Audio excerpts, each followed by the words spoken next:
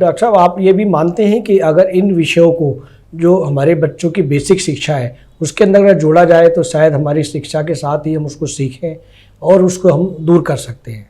बिल्कुल। उसमें कहना दूसरा मेरा ये है कि जब से आप ये मानिए कि मोबाइल का प्रादुर्भाव बढ़ा है, हमारे आपके समय में जब हम छोटे छोटे हुआ करते तो 50 तरह के गेम होते थे। उसमें लट्टू भी होता था, उसमें कंचे भी होते थे, उसमें पिट्ठू भी खेलते थे, उसमें सारी की सारी चीज़ें करते थे। पर आज के बच्चे हर वक्त जो है कंप्यूटर के सामने जमे रहते हैं, या देखें तो मोबाइल के अंदर लगे रहते हैं। फिजिकल एक्टिविटी बिल्कुल खत्म हो गई जी। जब तक हम ये कोशिश नहीं करेंगे कि बच्चा फिजिकल भी कुछ करे और समाज के साथ जुड़ के भी रहे, और इसमें कमियां किसी और की नहीं है, कमियां हमारी हैं, अभिभावकों की कमी है जी। वो कोशिश क्या करते हैं कि बच्चा अगर शोर मचा रहा है, जरा सा कुछ कर रहा है, ले मोबाइल पकड़ के बैठ जा, खाना नहीं खा रहा है तो ले मोबाइल देखता रहे, खाना खिलाने। कमियां हमारे से खुद से शुरू हुई हैं, हम किसी और के ऊपर इसका दोषारोपण करें वो ठीक बात नहीं है जी। और बदलाव खुद ही करना पड़ेगा। जब हमारे सामने ये सारी की सारी समस्या आ रही है तो उसका निवारण के लिए भी हमको खुद ही स्टेप उठाने पड़ेंगे। और मेरा तो मानना ये है कि ज़रूरी जहाँ एक तरफ मोबाइल की ज़रूरत है, वहीं दूसरी तरफ आपके स्वास्थ्य की भी ज़रूरत है। स्वास्थ्य ठीक रहेगा तो आप मोबाइल भी अच्छी तरीके से चला पाएंगे, पर्यावरण को भी सुरक्षित रख पाएंगे। तो ये सबका चोली दामन का साथ है, मिलजुल के सारे काम। बहुत अच्छी जानकारी आप हमारे दर्शकों को दे रहे हैं डॉक्टर साहब। जिस तरह से आपने बताया कि आजकल के दंपति अपने बच्चों को आधुनिक यंत्र दे देते हैं जिससे वो साइलेंट रहता है, या उसमें गेम खेलता है, या कुछ भी गतिविधियां देखता रहता है, लेकिन ये समस्या जो समाज में देखी जा रही है वो एकल परिवार से ज़्यादा बढ़ रही है। लोग सामूहिक परिवार से दूर होते जा रहे हैं और एकल परिवार में रह रहे हैं। और ये भी देखा जा रहा है कि मेल फीमेल जो होते हैं अभिभावक, वो वर्किंग होते हैं, और दोनों वर्किंग जाते हैं और बच्चों को किसी संस्था को छोड़ जाते हैं, और वो संस्कार उस बच्चे को नहीं मिल पाते जो ज़मीनी जुड़े हुए आपको या हमें मिले हैं, या हमारे पूर्वजों ने हमें दिए हैं।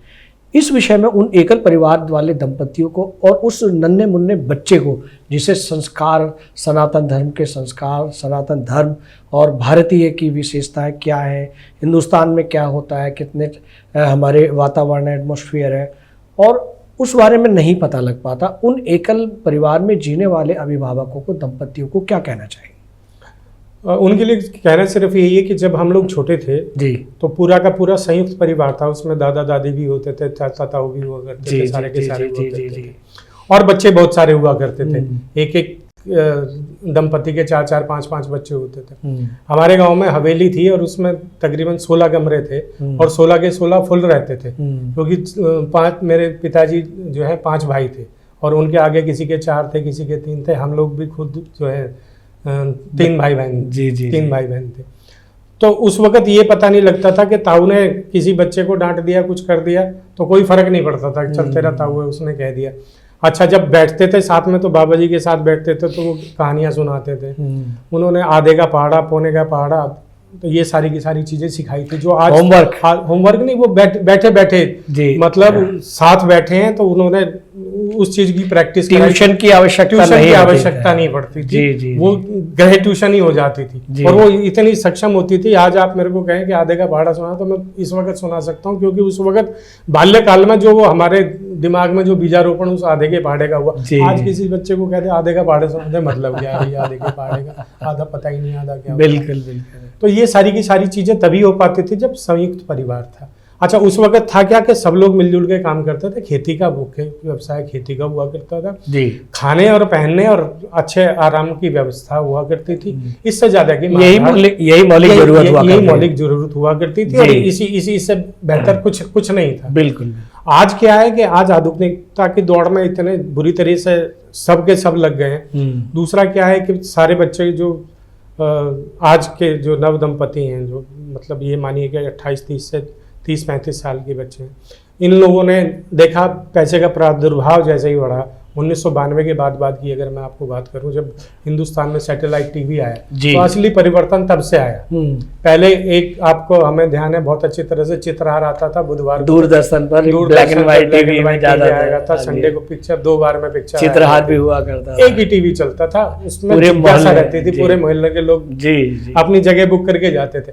आज 2500 चैनल शोर मचा रहे हैं और आपके पास इतना समय नहीं है कि एक फिल्म पूरी बैठे। बिल्कुल उसका सही। कारण सिर्फ यही है बिल्कुल कि उस आधुनिकता ने हमारे दिमाग को इतना ज़्यादा ग्रसित कर दिया है कि उपभोक्तावाद जो बढ़ा दिया है। आपको घर से बाहर निकलो तो आपको एनासिन टीवी पे भी दिखाई दे रही है, आपको होर्डिंग भी एनासिन का दिखाई दे रहा है, आप रेडियो सुन रहे हो तो उसमें भी एनासिन दिखाई दे रही है। तो कुल मिला के उपभोक्तावाद ने इतना हावी कर दिया है कि अगर आप एक विशेष नाम का कुकर नहीं खरीदेंगे तो आप पति अच्छे नहीं है जी अगर आप ये विशेष चॉकलेट नहीं देंगे तो आपका प्रेम सफल नहीं है जी। तो उस आधुनिकता की दौड़ में उस जो लोलुपता हमारे मन में आई पैसा कमाने की, वो यही थी कि भैया पैसा कमाओगे तो ये सारी की सारी चीज़ें हो जाएंगी। अब उस पैसा कमाने की दौड़ में उन्होंने अपने बच्चे पर ध्यान देना कम कर दिया। अब जो लालन पालन, उससे जो प्यार मोहब्बत पहले मिलता था, लोग बाग पहले कहते थे कि ब्याज से मूल प्यारा होता है जी। बेटे को उतना प्यार नहीं मिलता था जितना पोते को बिल्कुल या पोती को प्यार मिलता था। वो सारी की सारी चीज़ें खत्म हो गई। अब जो दादा दादी जो हो गए हैं, वो जो क्रच वाली बाई है वो हो गई है। अब वो क्रच वाली बाई अपने पैसे को देखेगी या उसके संस्कार को बिल्कुल बिल्कुल। तो संस्कार विहीन ये समाज होता चला जा रहा है। पहले एक बाप जो है 6 बच्चों का पेट भरता था, आज पति पत्नी मिलके भी काम करते हैं, उसके बावजूद भी वो उधार की जिंदगी जीते हैं। बुजुर्गों से तो मतलब ये मानिए कि जितने भी सैटेलाइट शहर हैं दिल्ली आसपास है और भी जितने भी बड़े महानगर हैं, उन सब की ऐसी व्यवस्थाएं हो गई हैं कि एकल परिवार रह गया है। एकल परिवार में भी दोनों कमाने दमाने वाले हैं। रात को एक जना रात को काम कर रहा है तो एक जना दिन में काम कर रहा है, दोनों को काम करते हैं। और इस सब के चलते अगली पीढ़ी का बिल्कुल पूरी तरह से भट्टा बैठ गया। जो संस्कार हम लोगों को मिलते थे, हम अपने दादा दादी या माता पिताजी के साथ मंदिर जाते थे, वो सारी की सारी चीज़ें खत्म हो गई हैं जी। आपको बहुत अच्छी तरह से ध्यान होगा, जब रामायण सीरियल आता था तो कर्फ्यू लग जाता था। बिल्कुल कर्फ्यू जैसा लग जाता था, कर्फ्यू जैसा ही लग जाता था। और मेरे को बहुत अच्छी तरह से याद है, मेरी माता जी जो है धूप बत्ती जलाती थी जिस वक्त आता था। आज की तारीख में कहाँ है इस तरह की चीज़ें देखने जी। और अगर कोई धार्मिक उस पर कोई चलचित्र भी बनाया जाता तो उसकी गुणवत्ता और वो कुछ नहीं है। अभी रामायण सीरियल, रामायण के ऊपर आधारित एक फिल्म बनाई थी। उसमें जो हनुमान जी का जो चित्रण किया गया वो एक मुगल शासक के रूप में जी उसकी जो क्रोध के रूप में, क्रूर के रूप में, जबकि ये भारतीय सनातन से जुड़ा हुआ नहीं दिख रहा था, लग ही नहीं रहा था कहीं से कि भारतीय जी उसके सनातन के अनुरूप है जी। तो ये सारी की सारी चीजें तब्दीलियां हैं और आज नहीं तो कल इन रूट्स पे वापस आना पड़ेगा, मजबूरी हो जाएगी, तब आएंगे। मेरा मानना ये है कि उससे पहले ही अगर हम लोग को ऐसी कोशिशें करें, ये जो अभी जो नए माता पिता बने वो अभी से कोशिश करें तो लालन पालन भी बच्चों का अच्छी तरीके से हो पाएगा। ये वीडियो YouTube पर देख रहे हैं तो हमारे चैनल को सब्सक्राइब करें और बेल आइकन को दबाना ना भूलें। अगर आप Facebook पर ये वीडियो देख रहे हैं तो हमारे पेज को लाइक करें।